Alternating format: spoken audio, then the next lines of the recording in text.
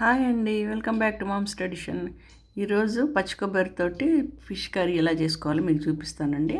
1.5 KG fish తీసుకున్నానండి, మరలు. Stove ముట్టించి కడాయి పెట్టుకోవాలి.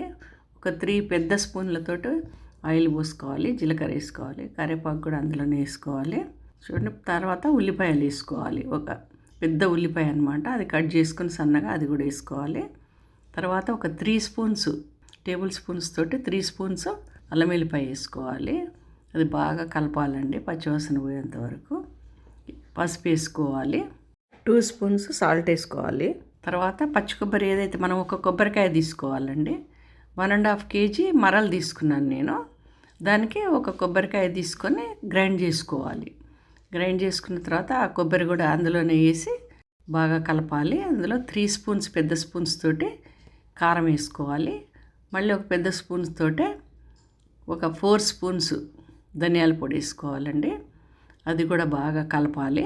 ఇప్పుడు మనం చింతపండు, ఒక నిమ్మకాయ అంత చింతపండు తీసుకుని అది కూడా నానబెట్టుకోవాలి. అది కూడా పిండి పెట్టుకున్న తర్వాత అది కొద్ది కొద్దిగా పోసుకుంటూ కలుపుకుంటూ ఉండాలన్నమాట.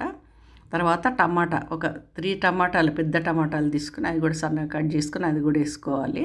మళ్ళీ కరివేపాకు వేసుకోవాలండి. చూడండి, అట్లా వేసాను కదా, అట్లాగే వేసుకుంటే చాలా టేస్టీగా ఉంటుంది. ఇప్పుడు అది కొంచెం కొంచెం పులుసు పోసుకుంటూ కలుపుకుంటూ ఉండాలన్నమాట. ఇప్పుడు పులుసు అంతా పోసేసుకోవాలండి. పోసిన తర్వాత ఇప్పుడు బాగా కలపాలి. అది కూడా అదంతా మళ్ళీ కలిపిన తర్వాత మసిలిన తర్వాత మొత్తము గ్రేవీ అంతా ఇప్పుడు ఫిష్ వేసుకోవాలి. ఫిష్ ముక్కలు అందులోనే నేను 1.5 కేజీ తీసుకున్నానండి. అంతా ఫుల్ అన్నీ వేసాను. వేసి కలుపుకుంటున్నాను. చూడండి, అన్ని ముక్కలు ఇట్లా స్లోగా కలపాలన్నమాట. ఇట్లా ముక్కతోటి లైట్గా అట్లా కలుపుకుంటూ ఉండాలి, లేకపోతే మెత్తబడి ఇరిగిపోతాయి అన్నమాట ముక్కలు. ఇప్పుడు అందులోనే ధనియాలు, జీలకర్ర, మెంతులు అది కూడా పొడి చేసుకొని 3 మళ్ళీ లాస్ట్లో ఇవి వేస్తున్నానండి. వేసిన తర్వాత ఒక 5 మినిట్స్ నుంచి కూర మీద మూత పెట్టేసుకోవాలి. ఇవాళకి ఇంతేనండి. షేర్ చేయండి, సబ్స్క్రైబ్ చేయండి, లైక్ చేయండి.